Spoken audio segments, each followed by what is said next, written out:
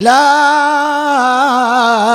إله إلا هو عليه توكلت وهو رب العرش العظيم।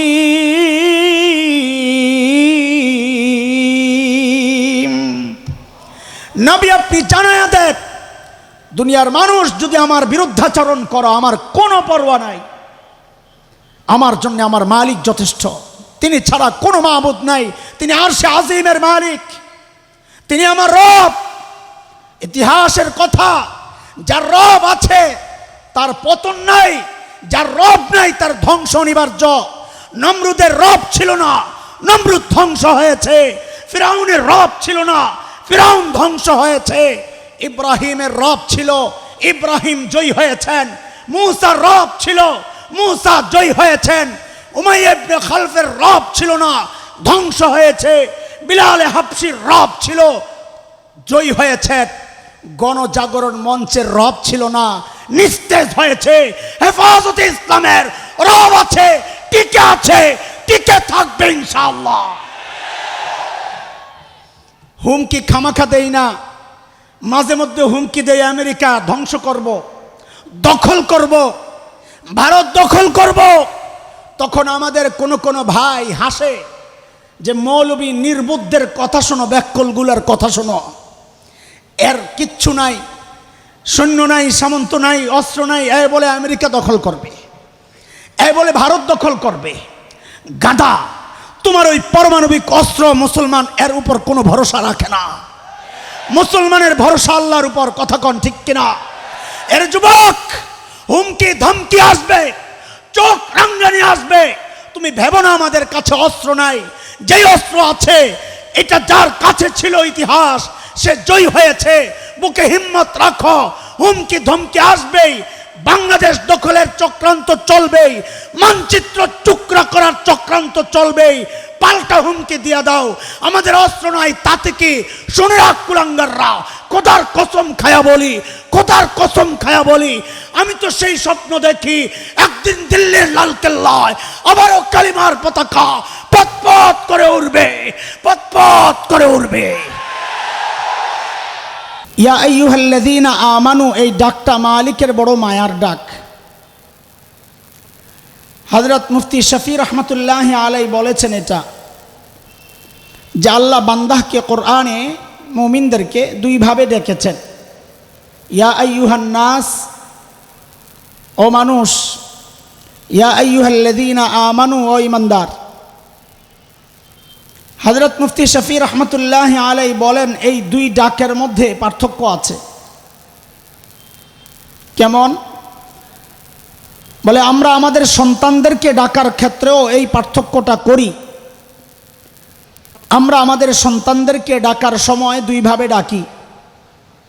কখনো নাম ধরে ডাকি, আব্দুল্লাহ।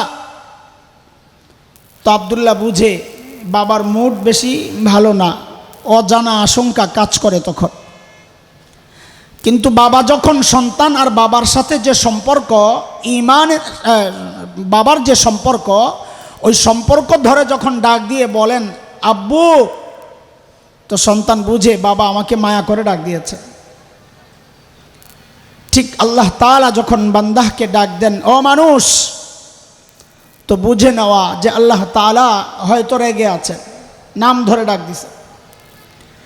আর যখন আল্লাহর সাথে বান্দার যে সম্পর্ক, ওই সম্পর্ক ধরে যখন ডাক দিয়ে বলেন ও ঈমানদারেরা, তখন বুঝে নেওয়া যে আল্লাহ সুবহানাহু ওয়া তাআলা আমাকে আপনাকে বড় মায়া করে ডাক দিয়েছে। আমি যে আয়াত পড়েছি এই আয়াতে আল্লাহ মায়া করে ডাক দিয়ে বলতেছেন, ইয়া আইয়ুহাল্লাযীনা আমানুত্তাকুল্লাহ ওয়ালতানজুর নাফসুম মা কদ্দামাত লিগাদিন ওয়াত্তাকুল্লাহ।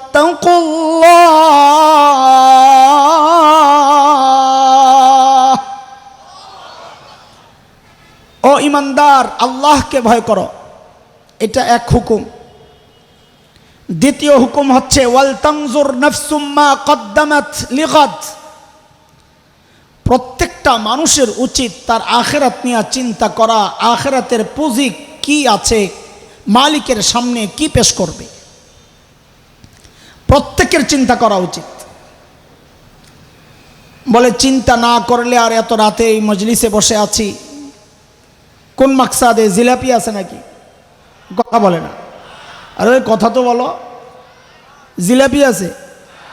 কি জন্যে বসে আছি? আখিরাতের জন্যে। কি জন্যে? কিন্তু আখিরাতের ফিকির তো আছে সবার, এই ফিকিরটা যথার্থ কিনা, যতটুকু দরকার, যেমন দরকার ঠিক তেমন কিনা, না ঘাটতি আছে, কেমনে বুঝবো? তো আল্লাহ তাআলা আমাদের জন্যে নমুনা আর মডেল দাঁড় করাইছেন। হযরতে সাহাবায়ে কেরাম হচ্ছেন আমাদের মডেল। আল্লাহর হুকুম এটা যে সাহাবীদের ঈমানের সাথে তোমার ঈমানকে মিলাও, আমলকে মিলাও, যদি মিলে যায় তো ঠিক আছে, না মিললে ঠিক করে নাও। কোরআনের কথা, فإن آمنوا بمثل ما آمنتم به فقد اهتدوا وإن تولوا فإنما هم في شقاق।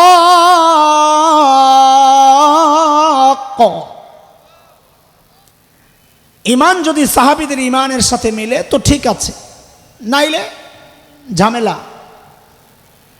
তাকওয়া বলে সাহাবীদের তাকওয়ার সাথে মিলাও। কেন?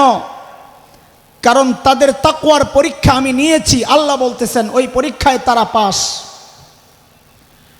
উলাইকাল্লাযীনা ইমতাহানাল্লাহু কুলুবাহুম লিত্তাকওয়া লাহুম মাগফিরাতুন ওয়া আজরুন আযীম।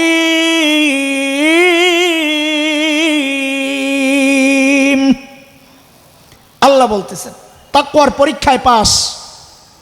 সূরা বাকারায় আল্লাহ তাআলা বলেন والسابقون الأولون من المهاجرين والأنصار سورة التوبة والسابقون الأولون من المهاجرين والأنصار والذين اتبعوهم بإحسان رضي الله عنهم ورضوا عنه وأعد لهم جنات تجري تحتها الأنهار خالدين فيها أبدا ذلك الفوز العظيم।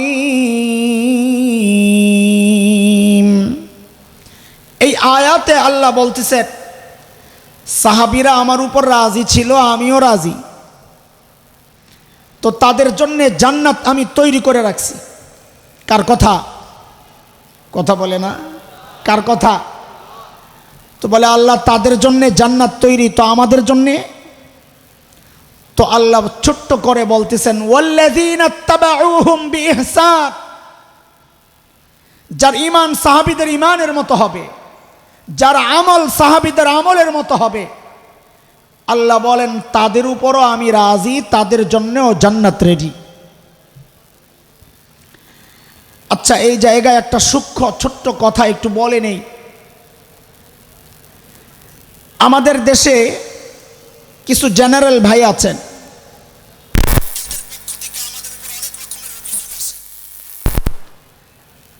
এরা কারা? বেশিরভাগ হচ্ছেন যাদের ওস্তাদ কোনো আলেম না, যাদের ওস্তাদ হচ্ছেন ফজিলাতুল শেখ আল্লামা মুফতি ইন্টারনেট লানতুল্লাহি আলাইহি। এদের পক্ষ থেকে একটা আপত্তি আসে আমাদের হেদায়ের কিতাবের উপর। সাধারণ মানুষকে বিভ্রান্ত করার জন্য এই আপত্তিটা করে। খুব খেয়াল করেন, উলামায়ে কেরাম বুঝেন, সাধারণরা বেশি একটা বুঝবে না, এটা আলেমরা বুঝেন।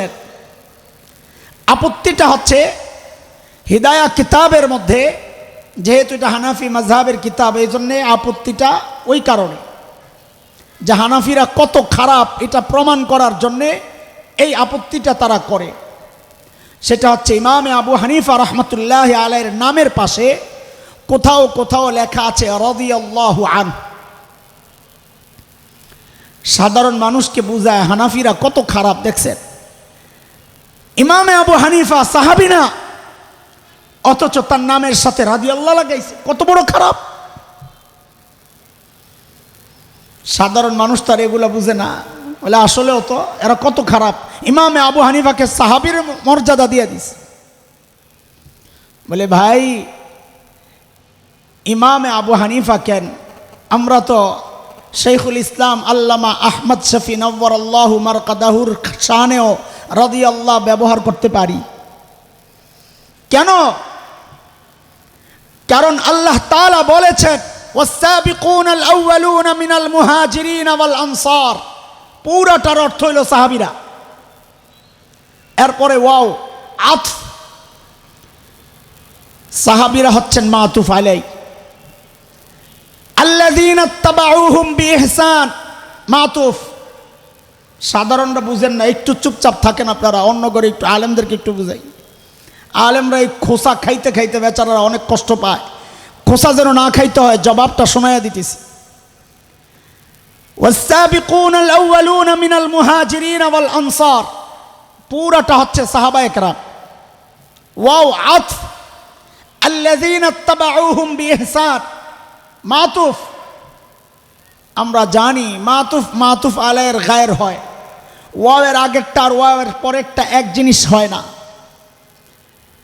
তার মানে আল্লাযীনা তাবাউহুম বিইহসান, এরা সাহাবী না, সাহাবীদের মতো যারা নিজের জীবনকে বানায়। তো দুই গ্রুপ, এক গ্রুপ সাহাবী, আরেক গ্রুপ যারা নিজেদের জীবনকে সাহাবীদের জীবনের মতো বানায়। উভয়ের ক্ষেত্রে আল্লাহ বলতেছেন রাদিয়াল্লাহু আনহুম ওয়া রাদু আন। তার মানে বোঝা গেল যার জীবন সাহাবীদের মতো তার ক্ষেত্রেও রাদিয়াল্লাহ ব্যবহার করা যায়, স্বয়ং আল্লাহ করেছেন ব্যবহার। এই জন্যে দোস্ত, আখিরাতের প্রস্তুতির নমুনা সাহাবীদের থেকে শিখব। নিজের জীবনকে সাহাবীদের জীবনের সাথে মিলাবো। আহা হুবহু মিলবে না, এটাও ঠিক, হুবহু মিলবে না।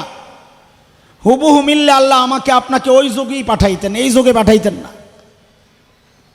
তবে মনের একটা সান্ত্বনা কি জানেন? আল্লাহর কাছে আবেদন করার একটা সান্ত্বনা, সেটা হচ্ছে আল্লাহকে বলবো, আল্লাহ আমরা সিজন ছাড়া আসছি, আমাদেরকে সওয়াব একটু বাড়াইয়া দিয়েন। কথাটা একটা উদাহরণ না দিলে বুঝবেন না। এখন টমেটোর কেজি কত? এই বাজার করেন না, বোঝা গেছে কত? 100। এটা কি ফ্রেশ না ফরমালিনওয়ালা? ফরমালিনওয়ালা। তো ফরমালিনওয়ালা টমেটোর কেজি হচ্ছে 100 টাকা, তাই না? আমাদের কুমিল্লাতে হাইওয়ের দুই পাশে ব্যাপকভাবে বিস্তৃত অঞ্চলে টমেটোর চাষ হয়। এই ফেব্রুয়ারির শেষ দিকে মার্চের শুরুতে দেখা যাবে রাস্তার দুই ধারে টমেটোর স্তূপ। তো আমরা তো গাড়ি দেওয়া দিক দিয়ে আসা যাওয়া করি, মাঝে মধ্যে আমি নেমে জিজ্ঞেস করি, ভাই টমেটো কত কেজি? টমেটো কেজি কত? তো মাঝে মধ্যে কোনো কোনো কৃষক জবাব দেয়, যত দেন তত। কত? এর মানে বুঝছেন? এর মানে হচ্ছে হুজুর এই টমেটো নিয়ে বিপদে আছি, নিয়ে আমারে বাঁচা। তো মাঝে মধ্যে আমি অনেকগুলা নেই, চিন্তা করি বাসায়ও খাওয়া যাবে, মাদ্রাসায়ও খাওয়া যাবে, আর সস্তায় পাইলে তো কথা নাই, বুঝেন না? তো বাসায় নিয়ে মাইপা দেখি কখনো 4 টাকা কেজি পড়ে, কখনো 5 টাকা কেজি পড়ে, আবার কখনো 3 টাকাও কেজি পড়ে। মাত্র ক্ষেত থেকে উঠায় আনছে। বলেন আপনারা এই টমেটো এখনের টমেটোর চেয়ে ফ্রেশ না আরো ভেজাল? ফ্রেশ, ফরমালিন তো নাই, মাত্র ক্ষেতের থেকে উঠায় আনছে। অথচ কেজি কত? ধরলাম 5 টাকা। ফ্রেশ জিনিস কেজি 5 টাকা, আর এখন ভেজালওয়ালা টমেটো খাই কেজি কত? কারণ কি? কারণ হচ্ছে এখন হচ্ছে অফ সিজন, আনসিজন, এখন টমেটোর সিজন না, এই জন্যে ভেজালওয়ালা মাল তারপরেও দাম বেশি। তখন হচ্ছে সিজন, এই জন্যে ফ্রেশ মাল তারপরেও দাম কম। ঠিক এই কথাটাই আল্লাহকে বলা লাগবে, আল্লাহ আমাদেরকে তো পাঠাইছেন ফাসাদের জমানায়, অফ সিজনে, আনসিজনে সাহাবীদেরকে পাঠাইছেন সিজনে, নবীর যুগে। আল্লাহ, আমরা যেহেতু অফ সিজনে আসি, আমাদের আমলগুলো একটু ভেজাল হইলেও হইতে পারে, ফরমালিন যুক্ত হইলেও হইতে পারে, কিন্তু আমাদের রেট কিন্তু বাড়াইয়া দেওয়া লাগবে। বলা যাবে না? বলে আন্দাজি একটা মাইরা দিলেন। না রে না ভাই, আন্দাজি কোনো কথা বলি না, এটা হাদিসের ইশারা।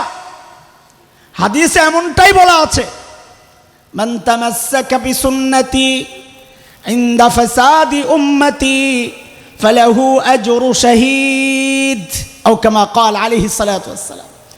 আমাদের মধ্যে মশহুর আছে ফালাহু আজরু মিয়াতি শহীদ। মিয়াতরে বাদ দিয়া হাদিসটা শুদ্ধ, মিয়াত সহ হাদিসের মধ্যে ঝামেলা আছে। 100 বাদ। শেষ জমানায়, ফাসাদের জমানায় যে ব্যক্তি সুন্নতকে আঁকড়ে ধরবে, আল্লাহ তাকে শাহাদাতের মর্যাদা দান করবেন। এই খবর সাহাবীদের জন্য না আমাদের জন্যে? শেষ যুগের জন্য না ওই যুগের জন্যে? তো বোঝা গেল শেষ যুগের আমলের দাম, রেট বেশি। নবী তো বলছেন, কথা কন না? হ্যাঁ, এটা আমাদের দিলের সান্ত্বনা। আসলে সাহাবীদের মতো আমল বানাইতে হবে। কেন? সোনার অক্ষরে লিখে রাখার মতো একটা কথা, এই দুনিয়ায় সাহাবীদের থেকে যত কাছাকাছি আসতে পারবো, হাসরেও তত কাছাকাছি থাকতে পারবো। এখানে যত দূরত্ব তৈরি হবে, হাসরেও ঠিক তত দূরত্ব তৈরি হবে। সাহাবীদের সাথে আমাদের মৌলিক একটা পার্থক্য বুঝে তারপর মূল কথায় ঢুকবো ইনশাআল্লাহ। মৌলিক পার্থক্য, আমরা ছোটবেলায় খেলাধুলা করছি, অস্বীকার করবো না, সুফি সাপ না, লেখাপড়াও করছি। এখনকার বাচ্চারাও খেলাধুলা করে, লেখাপড়াও করে। পার্থক্য কি? পার্থক্য হচ্ছে, আমরা খেলাধুলার ফাঁকে ফাঁকে লেখাপড়ার ফাঁকে ফাঁকে খেলাধুলা করছি, আর এখনকার বাচ্চারা খেলাধুলার ফাঁকে ফাঁকে লেখাপড়া করে। ঠিক সাহাবীদের সাথে আমাদের পার্থক্য এই একই। আমরাও আখিরাতের কাজ করি, যারা দিনদার মনে করি নিজেদেরকে, দুনিয়ার কাজও করি। সাহাবারাও দুনিয়ার কাজ করেছেন, আখিরাতের কাজও করেছেন। পার্থক্য কি? সাহাবারা আখিরাতের কাজ করেছেন, ফাঁকে ফাঁকে দুনিয়ার কাজ করছেন। আমরা দুনিয়ার কাজ করি, ফাঁকে ফাঁকে আখিরাতের কাজ করি। এই দূরত্বকে যত কমানো যাবে, হাসরে সাহাবীদের তত কাছাকাছি আমাদের অবস্থান হবে ইনশাআল্লাহ। অনেক বড় মানুষ তো মাহফিল শেষে একদিন এক রেস্টুরেন্টে বসে বসে খাচ্ছেন। আমাদের এই কাজ করতে হয় মাঝে মধ্যে। মাহফিল শেষে তো আর যারা দাওয়াত দেয়, অনেক সময় এরা আরাম করে চিনে না। আসার সময় তো হুন্ডাপ 10-12টা দিয়া ইস্তেকবাল দিয়ে আনে। যেই বয়ান শেষ, তখন আর ফিরাও তাকায় না। তখন আমাদের মাঝে মধ্যে রাস্তায় খাইয়া নিতে হয়। তো হুজুরও বসছেন এক রেস্টুরেন্টে খাইতে, চেটে চুটে খাচ্ছেন সুন্নত তরিকায়। একটা হাড্ডি ছিল, ওটারে সুন্দর করে চাবাইতেছেন। পাশের টেবিলে এক জেন্টলম্যান বসা, বসে বসে চা খায়। কি খায়? আরে জোরে বলো, কি খায়? দুনিয়ায় এমন কিছু মানুষ আছে যারা দাড়ি আর টুপি দেখলে চুলকানি শুরু হয়, ওইটাও ওই মার্কা। যেই দেখছে হুজুর হাড্ডি চাবাইতেছে, মনে মনে চিন্তা করছে এই সুযোগে হুজুরের একটু সাইজ করা যায়। আসছে কাছে, আয়সা বলে এক্সকিউজ মি। হুজুর বলে ইয়েস বলেন। বলে একটা কথা জানতে চাচ্ছিলাম। বলেন। বলে হুজুর, আপনাদের এলাকায় কুকুরে কি খায়? ওই যে হুজুর হাড্ডি চাবাইতেছে, যে এই হুজুরে খোঁচা মারলো আর কি, যে আপনাদের এলাকায় কুকুরে কি খায়, মানে বুঝাইতে চাইতেছে কুকুরের খাওন তো আপনি খাইতেছেন। হুজুরে কুকুর বানাইয়া দিছে। মনে করছে ব্যাককল হুজুর এই কথা দিয়া গুতা মারলে কানতে কানতে নাকের পানি চোখের পানি একাকার হয়ে যাবে। কিন্তু পাবলিক তো টের পায় নাই হুজুর যে কোন জিনিস। হুজুরের দিকে কোনো ভ্রুক্ষেপই নাই। চা ওই খাইতেছে, হাড্ডি চাবাইতেছে আর বলতেছে, ও আমাদের এলাকায় কুকুরে চা খায়। আর হাতে তো এখনো চায়ের কাপ। এখন কার কান্দা কে কান্দে বুঝো? মৌলবি করে ব্যাককল মনে করলে ওইরকম কান্দাই লাগবে। কথা কও ঠিক কিনা? কাসেম নানতুবি রহমতুল্লাহ আলাই কত বড় মানুষ, আল্লাহু আকবার। ইংরেজ বিরোধী আন্দোলনের অন্যতম সিপাহ সালার। দারুল দেওবন্দের পাশে ছোট্ট এক মসজিদ, ছাত্তা মসজিদ, ওই মসজিদে হযরত অবস্থান করেন। ইংরেজরা টের পায়া চারদিক থেকে ঘেরাও করছে, ধরবে। ভিতরে কাসেম নানতুবি একটা গেঞ্জি গায়ে দেওয়া, লুঙ্গি পরা, মসজিদ ঝাড়ু দেয়, সাদা সিধা মানুষ। ইংরেজরা ঢুইকা বুঝছে এটা তো কাসেম নানুতুবি না।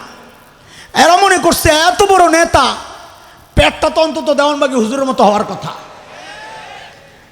কারণ ওই গাধাগুলো আমাদের মতোই, আমরা যত বড় পেট মনে করি তত বড় পিশাব, যত বড় টুপি মনে করি তত বড় মুফাসসির। আরে কথা কও। যত বড় হাবা কাবা মনে করে তত বড় বুজুর্গ। বাপ রে বাপ, নাইলে এক কাছে মানুষ কেন যায় আমি বুঝি না। এই যে আমার ভাই বলে গেলেন দেওয়ানবাগীর গুমরাহি সম্পর্কে, পেট একটা মাশাআল্লাহ। আমার এক দোস্ত বলে কি জানেন, বলে তুই আর এর বিরুদ্ধে, আমি আগে খুব বলতাম, বলে তুই আর এর বিরুদ্ধে আর এত বলিস না, আমগো মধ্যে যত গ্যাঞ্জাম এর মধ্যে ওই গ্যাঞ্জাম নাই। বলে আমগো কি গ্যাঞ্জাম? বলে আমাদের হাত বাঁধা লইয়া কত গ্যাঞ্জাম, কেউ বুকে হাত বাঁধার কথা বলে, কেউ নাবির নিচে, এই তো এই গ্যাঞ্জামের ধার ধারে নাই। কি জন্যে? হ্যাঁ তো হাতই যায় না।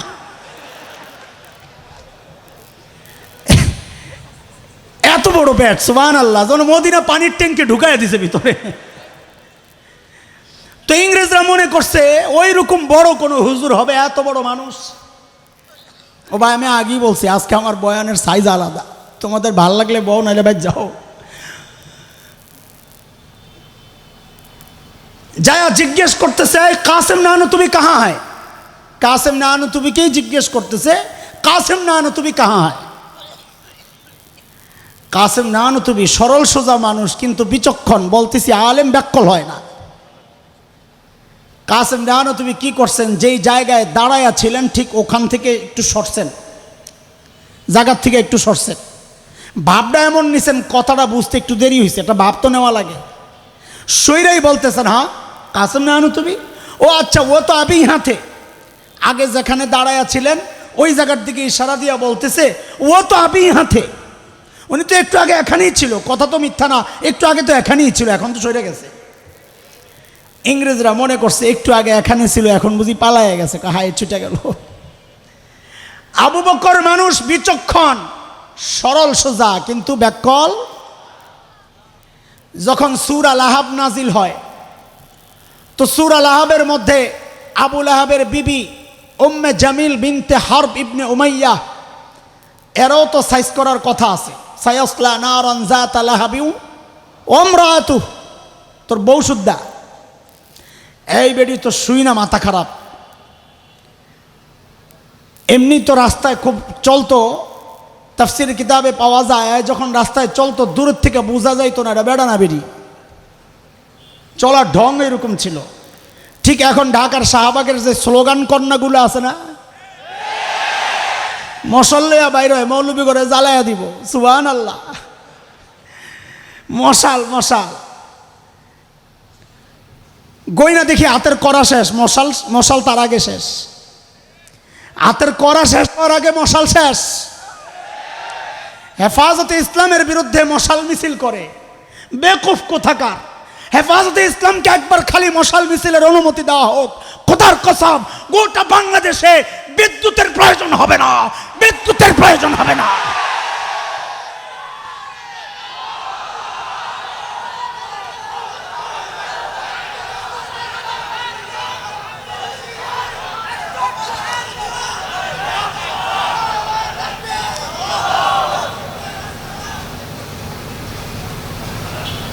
আবু লাহাবের বউ তো ওই মার্কাই, এগুলো হলো যুগের আবু লাহাবের বউ।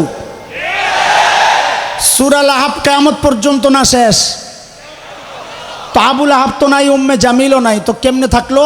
বলে হ্যাঁ কিয়ামত পর্যন্ত আবু লাহাব আসবে, কিয়ামত পর্যন্ত উম্মে জামিল আসবে, বাকি নাম চেঞ্জ হবে, কখনো হবে তাসলিমা নাসরিন, কখনো হবে মুরগি চোরা, কখনো এক এক সময় এক এক নাম দিয়ে আসবে। আবু লাহাবের বউ বড় পাথর একটা লয়ে আইছে, নবীরে মারবো, হারামে মসজিদে হারামের আঙ্গিনায় ঢুকছে। নবী আলাইহিস সালাম তিলাওয়াত করতেছেন, সাইয়েদনা আবু বকর বসে বসে পাহারা দেয়। আহারে কত পিঠা যে আবু বকর খাইছে সাথে সাথে থাইকা, আহা কি মানুষ আবু বকর। আবু বকর দূর থেকে দেখছেন উম্মে জামিল আসতেছে, হাবভাব ভালো না। নবী আলাইহিস সালামের কাছে যায় বলতেছেন ইয়া রাসূলুল্লাহ, উম্মে জামিল হাতে পাথর, হাবভাব ভালো না। আল্লাহর হাবিব বলেন আবু বকর আপনি টেনশন করেন না, আসতে দেন, উম্মে জামিল আমাকে দেখবেই না, উম্মে জামিল আমাকে দেখবে না। কেন? কারণ আল্লাহর সুসংবাদ আগেই দেওয়া আছে, সূরা বনী ইসরাঈলে আসছে আয়াত 45, فإذا قرأت القرآن جعلنا بينك وبين الذين لا يؤمنون بالآخرة حجابا مستورا। নবী আপনি যখন তিলাওয়াত করবেন তখন আপনার আর বেঈমানের মাঝখানে আমি নিরাপত্তা পর্দা ঢেলে দেব, তারা আপনাকে দেখতে পাবে না। উম্মে জামিল আসছে, আয়েশা খালি খুঁজে, আবু বকর তো বুঝছে তুমি তো দেখো না। আবু বকর তোমার বন্ধু কই? আবু বকর চালাক, বলতেছি আবু বকর ব্যাককল না। আবু বকর যদি বলেন আমি জানি না তো মিথ্যা কথা হয়, আর যদি বলেন এই যে, তো আবু বকর সাইজ করবে তুই মিথ্যা কথা কস, কই আমি তো দেই না। আবু বকর আস্তে করে বলছেন খুইজা দেখো। কি বলেন? খুইজা দেখো। কি চালাকি জবাব! বলে শুনলাম তোমার বন্ধু নাকি আমাকে নিয়ে নিন্দা করেছে। সাইয়েদনা আবু বকর বলেন আল্লাহর কসম আমার বন্ধু জিন্দেগিতে কারো নিন্দা করে নাই। তো এখন কেউ কেউ প্রশ্ন করবে যে মিথ্যা হইল না, নবী তো বলছেন সায়াসলা নারান যাতা লাহাবি ওয়া ইমরাআতু। তো মুফাসসিররা বলেন এটা আবু বকরের বিচক্ষণতা, কারণ এই কথা তো নবীর না, কথা তো আল্লাহর। হিজরতের রাস্তায় কাফেররা খুঁজতেছে নবী আর আবু বকরকে, ধরলেই 100 ওট। অনেক দূর চলে গেছে, এক কাফেলার হাতে ধরা পড়ছে, কিন্তু তারা কেউ চিনে না নবীকে, আবু বকরকে চিনে না। ওই খবর পৌঁছে ধরলেই 100 ওট। তা আবু বকরকে জিজ্ঞেস করতেছে মান হাযার রাজুল, তোমার সাথের এই লোককে? এখন আবু বকর যদি বলে জানি না, তো তা আবু বকরের সিদ্দিক কাটা যায়, মিথ্যাবাদী হয়। আর যদি বলেন ইনি রাসূল, তো নবুয়ত শেষ, ধরে নিয়ে হত্যা করবে। সাইয়েদনা আবু বকর বড় আজীব এক জবাব দিছেন হঠাৎ করে, বলে হাযার রাজুল ইয়াহদিনি, তিনি একজন মানুষ আমারে রাস্তা দেখায়। এরা মনে করছে পাহাড়ি এলাকা চিনে না বুঝি, রাস্তা দেখায়া দুখায়া লয়া যায়। আবু বকর তো চিন্তা করছেন ইয়াহদিনি ইলাল জান্নাহ, তিনি আমাকে জান্নাতের রাস্তা দেখান। আবু বকর কি না, কথা বলে না, ব্যাককল না, সরল সোজা। মৌলবী কি না, সরল সোজা। যদি ব্যাককল মনে করো তো মনে মনে সিদ্ধান্ত নিয়ে নাও, ব্যাককল মৌলবী না, ব্যাককল তুমি। এটা যত দেরিতে বুঝবা জীবনে তত বেশি ধরা খাবা। কথা বলো ঠিক কিনা? আমরা সরল, চুপচাপ থাকি, মাইর খাই, চুপ থাকি, কিন্তু আমরা সরল না অন্য কিছু এটা বোঝা যায় যখন আমার দিন আর শরিয়া আক্রান্ত হয়। আল্লামা আহমদ শফী নরম না গরম বোঝা গেছে যখন নাস্তিকরা মাথা চাড়া দিয়েছিল। কথা বলেন ঠিক কিনা? আল্লামা বাবু নগরীও এখন রেডি। নরম মানুষ চলতে পারে না, হাঁটতে পারে না, দরকার নাই হাঁটার। ইমানদারের হাঁটার দরকার নাই, ইমানদারের ইমানি শক্তি যথেষ্ট। কথা বলেন ঠিক কিনা? আলেমরা নরম মানুষ, তবে ব্যাককল না। ব্যাককল মনে করলে তুই ব্যাককল, বলেন তুই ব্যাককল, বলেন তুই ব্যাককল। সাইয়েদনা ওমর বলেন আবু বকর আপনার সাথে একটা লেনদেন করতে চায়। আবু বকর, হযরত আবু বকর বলেন বলেন ওমর কি লেনদেন করতে চান? বলে আবু বকর আমার জীবনের যত আমল আছে আমি আপনাকে দিয়ে দিতে চাই। আবু বকর বুঝছেন এখানে কোনো ঘাপলা আছে। বলে ওমর একটু বলেন ভাই, সব তো দিবেন কিন্তু আমার কি দেওয়া লাগবে এটা কর। হযরত ওমর বলেন আবু বকর বেশি কিছু দেওয়া লাগবে না। বলে কমটাই কি ওটা বলেন না। বলে যে সাউর গুহায় নবীর সাথে হিজরতের সময় 3 দিন লুকায়া ছিলেন যে? বলে হ্যাঁ, ওই 3 দিন আমারে দিয়ে দেন, আমি সারা জিন্দেগি আমল আপনারে দিয়ে দেব। আবু বকর কি জবাব দিছেন, জবাবে পরে আসতেছি, আগে বুঝেন। সাইয়েদনা ওমর কি বুঝলেন গুমর, যে ওই 3 দিনের আমল আমার সারা জিন্দেগির আমলের চেয়ে দামি। কি ছিল সেই গুমর বুঝা দরকার নেই, একটু সময় বেশি নাই, তাড়াতাড়ি কোন বলবো না, ছাড়িয়ে দেবো, বাদ সামনে যাবো। বলে তাইলে চলেন গুহায় একটু ঢুকা লাগবে। স্যার গুহায় ঢুকবেন নি? চলেন যাই। আচ্ছা, গুহায় ঢুকার আগে গুহার মুখটার আগে একটু বন্ধ করে লই। গুহার মুখের মধ্যে কে কে জানি বাসা বানাইছিল একটু বলেন তো, ওয়াজে শোনেন আপনারা অনেক। মাকড়সা আর কে? কবুতর। কবুতর, কবুতরে কয়টা ডিম পারছে কে বলতে পারবে? 3টা। আরে কয়টা? 3টা। আর কোনো মতামত আসেনি? ইখতিলাফ আছে, কোন না ইখতিলাফ আছে? কয়টা? 2টা। মাশাআল্লাহ। তাই তো ভালো জাতের কবুতর না এগুলা, যে 3 দিনে মাত্র 2টা ডিম পারছে। কারো দিলের মধ্যে খটকা লাগতে পারে যে নবীর সংশ্লিষ্ট একটা ঘটনা নিয়ে আপনি উপহাস আর তামাশা করতেছেন। বলে উপহাস আর তামাশা করার জন্য জিজ্ঞেস করি নাই দোস্ত, মুহাদ্দিসরা বলেছেন কবুতরের গল্পটা পুরাই বানোয়াটার জাল। তাহকিক করে দেখে, তাহকিক ছাড়া কথাবার্তা, গল্প চলতেছে, মৌজুআত বানানো গল্প দিয়া বয়ান সাজাইতেছে, চলছে গাড়ি যাত্রাবাড়ির। যত মৌজু তত মজা। আজকে আস্তে আস্তে আমরা হাসতেছিলাম, মৌজু আর মজার সাথে মিল আছে। বলে যত মৌজু, মৌজু মানে বানানো, বানানো, বলে যত মৌজু তত মজা। পাবলিক বড় মজা পায়।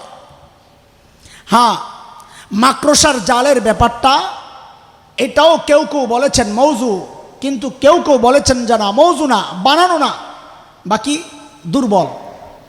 যেহেতু ফজিলতের ক্ষেত্রে, গল্প বলার ক্ষেত্রে দুর্বল বর্ণনা ব্যবহার করা যায়, মুহাদ্দিসরা বলেছেন, এই জন্য বলতেছি। আমাকে একটু জবাব দেন আপনারা, গুহার ভেতরে কে?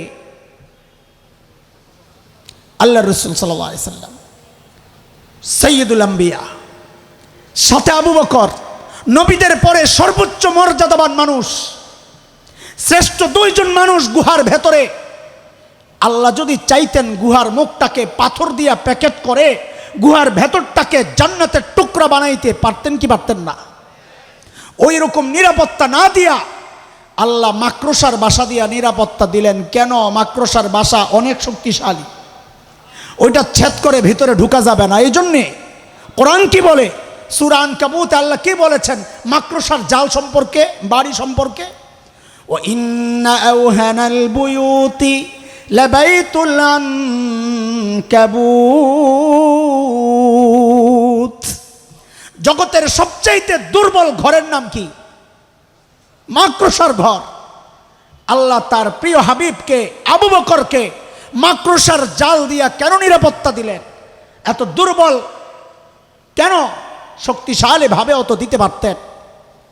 আল্লাহ জগৎবাসীকে জানায়া দিছেন, এ আমার বান্দারা, দেখ, আমি যদি আমার দিনকে বাঁচাতে চাই তো আমার পারমাণবিক অস্ত্র, ট্যাঙ্ক, কামান, সাবমেরিনের বোমারু বিমানের দরকার পড়ে না। আমি আমার দিনকে বাঁচাতে চাইলে মাকড়সার ওই হালকা পাতলা জাল দিয়েও বাঁচাইয়া দিতে পারি। দরকার আবু বকরের ঈমান। হুমকি আর ধমকি কি খামাখা দেই? হ্যাঁ, হুমকি আর ধমকি কি খামাখা দেই? কেন দেই পরে আসতেছি। ছোট্ট একটা গল্প শোনাই। শেখ ওমর মুখতার রহমতুল্লাহ আলাইহির নাম শুনছেন? পোড়া কপাল, বিপ্লব করবে, যুগের বিপ্লবী চেতনা। তো কর্মপন্থা পদ্ধতি কেমনে শিখবা? শেখ ওমর মুখতার স্বাধীনতার জন্য যিনি জিহাদ ঘোষণা দিয়েছিলেন, প্রতিপক্ষ সিদ্ধান্ত নিল বোমারু বিমান দিয়া গোটা এলাকা শেষ করে দিবে। কাছের কেউ আইসা বলল, হযরত, এই এলাকায় আর থাকা যাবে না।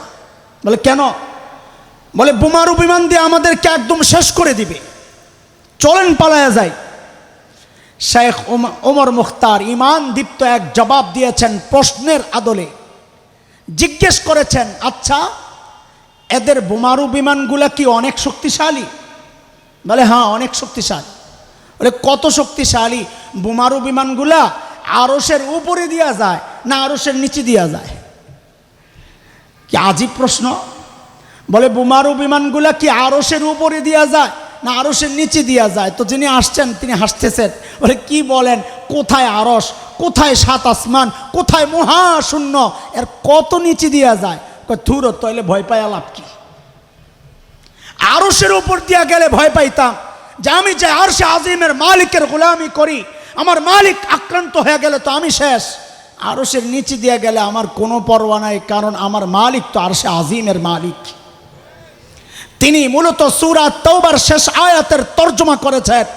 এর যুবক ভাই খেয়াল করো, আল্লাহর হাবিবকে আল্লাহ সান্ত্বনা দিয়েছেন, ফাইন তাওয়াল্লাউ ফাকুল হাসবিয়াল্লাহ